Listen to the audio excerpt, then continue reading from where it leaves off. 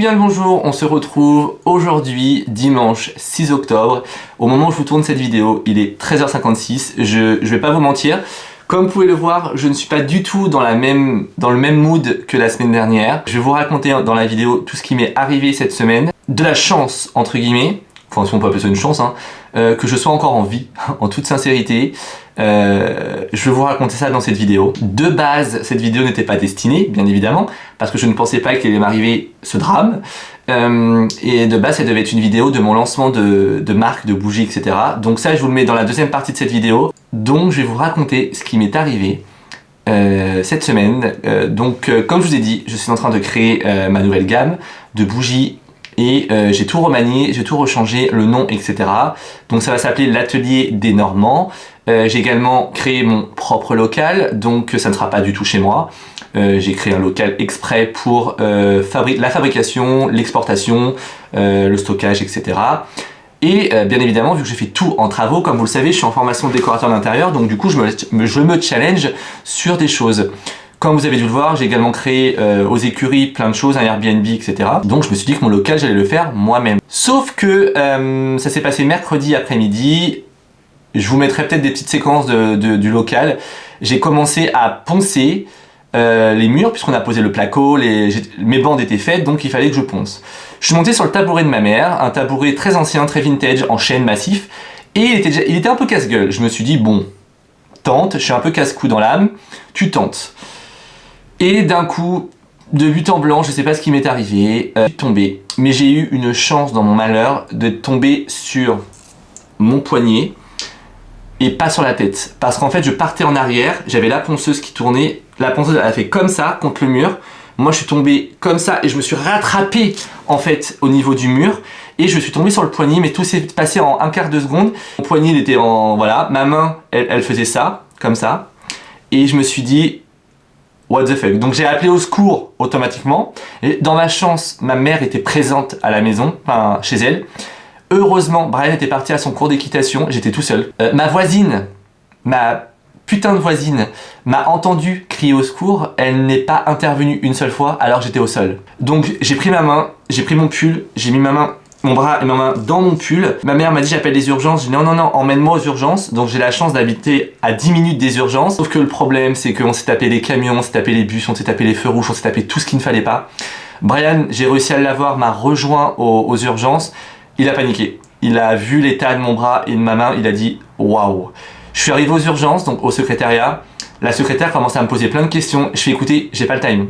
Au pire, voyez avec mon conjoint, carte vitale, mutuelle, sécu, tout ce que vous voulez, nom, prénom, date de naissance, nanana. Elle appelle sa collègue, non, elle regarde ma main, elle me dit qu'est-ce que vous avez? Je dis bah je suis tombé, donc elle regarde ma main, elle fait oh, et elle commence à tourner de l'œil, improbable, aux urgences. Elle appelle sa collègue vient, elle me met dans un petit box, dans les pré-box avant d'aller aux urgences, et là elle me dit oh, elle m'a tout de suite tenu, et elle m'a emmené au SAMU en fait, il y avait un service SAMU aux urgences. Et là, j'ai eu deux personnes du SAMU qui sont arrivées direct, ils m'ont perfusé. Et j'ai eu d'un coup une meute de personnes. Mais je me suis dit, mais je vais crever. Sincèrement, autour de moi, entre mes constantes, les prises de sang, tout, je devais avoir une dizaine de personnes. Et c'est impressionnant. Ce qu'il faut savoir, c'est que je n'ai jamais été à l'hôpital. Je n'ai jamais eu quoi que ce soit. Je touche du bois. Enfin, j'avais jamais eu quoi que ce soit. Je me suis dit... qu'est-ce qui m'arrive? Je vais crever. Sauf que je suis quelqu'un de très nerveux. Donc en fait, j'ai tout gardé au fond de moi et j'étais droit. J'étais dans un état, je vais vous mettre des photos, j'étais en plein ponçage, donc j'étais sale en fait. Et j'étais là en train, avec ma main, je suis désolé.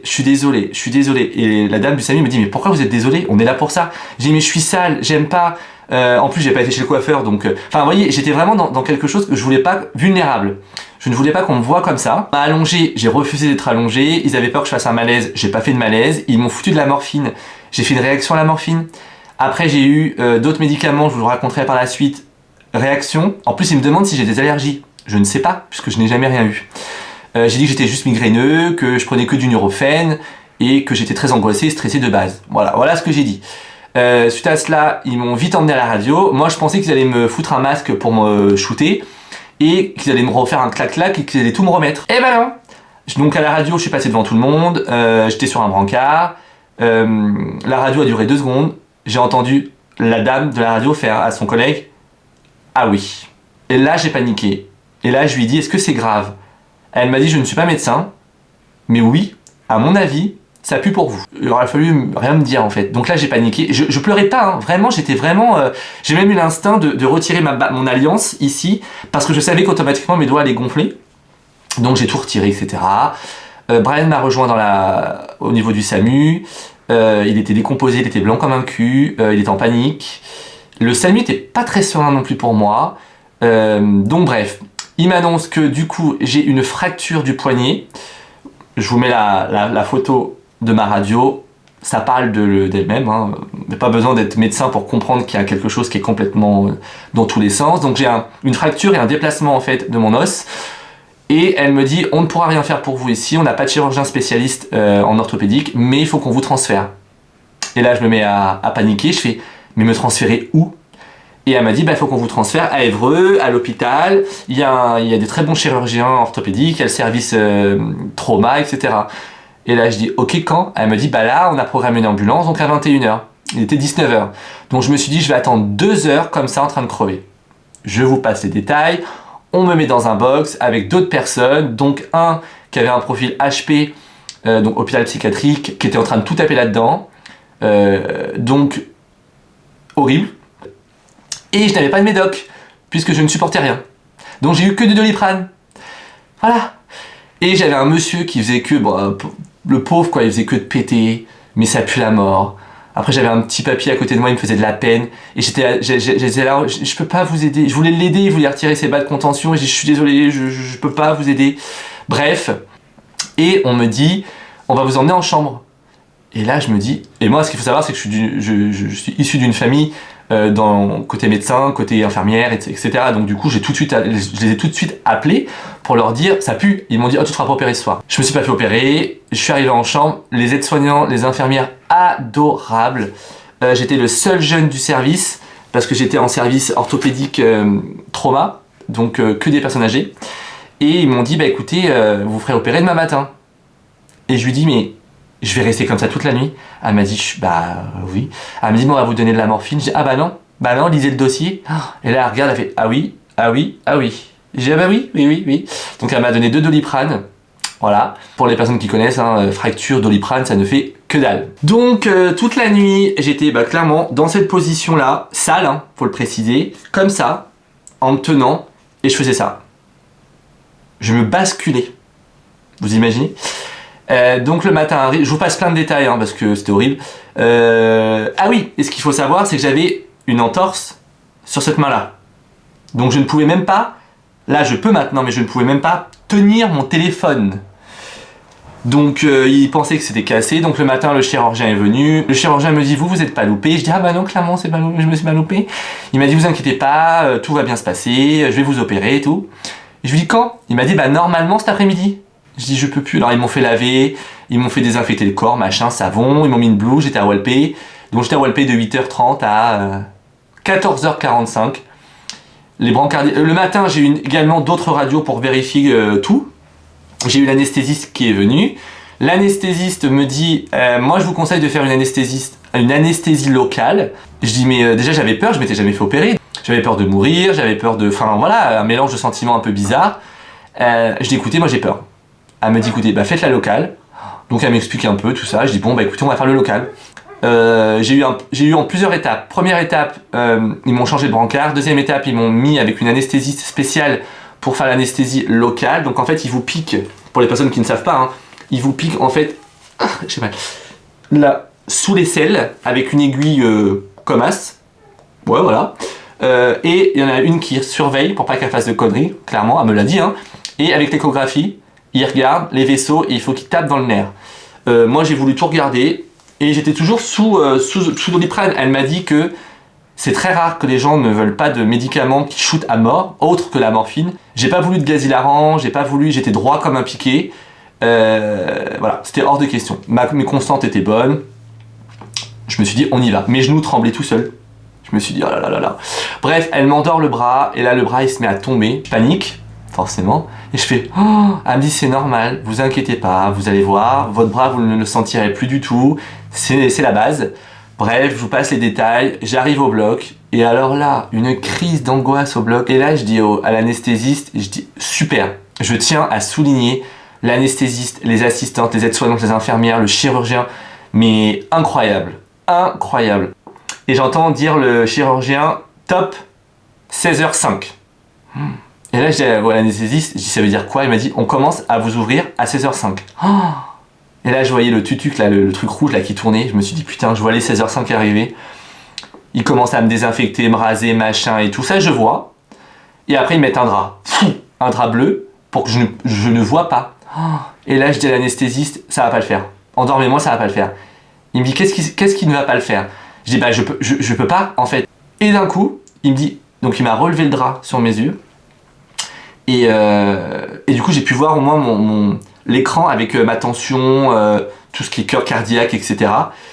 Et à un moment, la machine, elle part en couille, tout, et l'alarme se met en route, et en fait, j'étais en train de perdre connaissance, et je me suis senti partir, j'ai paniqué. L'anesthésiste, en fait, pour lui, m'a juste fait « Monsieur », je suis revenu tout de suite, mais pour moi, ça me paraissait 10 minutes, quoi. Il m'a dit « Vous inquiétez pas, ça sera une anesthésie locale, je ne vais pas vous endormir, vous n'avez pas du tout le profil de quelqu'un qui panique. » Je dis bah putain, si ça je panique pas, expliquez-moi ce qui va. Donc bref, voilà, donc je me fais opérer, j'entends tout. Tout ce qu'il m'a fait, j'ai tout entendu. Les clac-clac, les vis. J'ai 3 broches au poignet. Ça a duré 30 minutes, donc je m'attendais... L'opération a duré 30 minutes, mais je suis resté au bloc au total 2 heures. J'ai pas été en salle de réveil, étonnamment. L'avantage de l'anesthésie locale, quand même, je pense. Ils m'ont remis en chambre. Je commençais à avoir l'émotion monter, l'adrénaline qui redescend, le stress qui redescend. Pendant 2 jours, j'ai accumulé la douleur, le stress. J'étais loin, je voyais pas Brian, je voyais personne. Les brancardiers me remontent dans la chambre. Brian arrive. Je m'écroule. Même là, en parlant, je pourrais peut-être pleurer. Je m'écroule dans ses bras. C'était une sensation, mais je sais pas, horrible. Parce que je suis passé par 30 milliards d'émotions. Peur de la mort, la souffrance. Je savais même pas ce que c'était de se casser quelque chose. L'opération, le stress, l'angoisse, l'anesthésie locale, l'aiguille, le sang, tout. Je suis passé par toutes les émotions. Ils sont venus me rechercher pour refaire une radio de contrôle et je me suis dit c'est pas possible, on va pas s'en sortir. Ils m'ont dit on est désolé, on est désolé. Je dis bah non, bah faites. À la radio tout était plutôt bien mis en place, donc du coup l'opération a été bonne. Et j'avais la tête qui tournait, mais quand je vous dis une tête qui tournait, de base je suis sujet au vertige, mais là... Bref, donc Brian est resté avec moi jusqu'à 20h. Et en fait, à la fin, j'étais un peu désagréable, j'étais fatigué, j'avais envie de dormir, mais j'avais mal. Et on m'avait dit, vous allez voir, avec une anesthésie locale, vous allez avoir le bras endormi au moins pendant entre 6 et 24 heures. Au bout d'1 heure, tout se réveille. Ta ta ta ta. Elle me dit oui. Et elle me dit, déjà? Même elle était choquée. Je dis, oui, déjà. Elle me dit, bah, Doliprane? Bah, j'ai dit, bah oui. Donc je suis resté avec du Doliprane. Avant de dormir, elle m'a donné de l'Acupan. Ce qu'il faut savoir, c'est que l'Acupan, la veille, j'avais fait une réaction, grosse palpitation cardiaque. Donc ils sont restés avec moi pendant 10 minutes dans la chambre pour prendre mes constantes. Mon cœur, mais ça me faisait du bien. Donc ils ont retenté et ça a été un petit peu mieux. Mais on va dire, jusqu'à hier, j'avais des palpitations assez violentes. Mais là, voilà, je vous tourne la vidéo. Donc je m'étais dit, il fallait que je vous raconte un peu mes péripéties. Ça va mieux. J'ai bien dormi cette nuit, c'est donc pour ça que je vous fais cette vidéo. Sinon... je n'allais pas vous faire de vidéo aujourd'hui. J'ai reçu un nombre incalculable de messages sur Instagram. Je crois que j'en ai reçu plus de 400. J'ai compté presque 400. Donc juste, vous êtes incroyables. Je n'ai pas répondu à tout le monde encore. Je prendrai le temps de vous répondre à une chute violente. Parce que clairement, j'aurais pu me tuer, on va pas se mentir. Donc là, j'ai un plâtre. Et ils ont été cool, ils m'ont mis un plâtre manche et pas jusqu'au coude. Donc l'avantage, c'est que je peux l'enlever. J'y vais doucement. Et étirer mon bras et ça fait le plus grand bien. Comme vous pouvez le voir, bah forcément mes doigts ont gonflé. Je suis passé par les plusieurs étapes, donc je suis passé par le rouge, le violet, là ça commence à être bleu, on se rend peut-être pas bien compte. Ah la vache. Et le plâtre est lourd, j'ai les broches. Donc bien évidemment, je surveille. Hein. Du moment où je peux passer, vous voyez par exemple mon petit doigt en dessous, ici et là par exemple je peux passer mes doigts, c'est qu'en termes d'œdème, ça va. Mais c'est logique que vous gonfliez, que ça gonfle en fait. Je me suis acheté de nouveaux vêtements en XL pour pouvoir passer le plâtre, enfin bref. Donc je dois garder le plâtre 45 jours. Je dois retourner voir le chirurgien là, le 24 octobre, voir si tout va bien. Suite à cela, je me refais repérer pour retirer les broches, donc j'ai 3 broches. Et ensuite, j'ai entre 4 et 7 mois de rééducation. Voilà.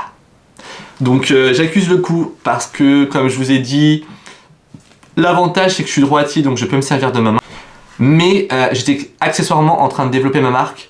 Donc là, il n'y a rien qui va. Il n'y a rien qui va. Voilà. Donc ça va le faire. Ça va le faire, hein. J'en ai vu d'autres. C'est juste que c'était pas prévu. Cette merde n'était pas prévue. Donc là, je pense que mon corps m'a dit stop. Donc il faut vraiment que j'écoute mon corps.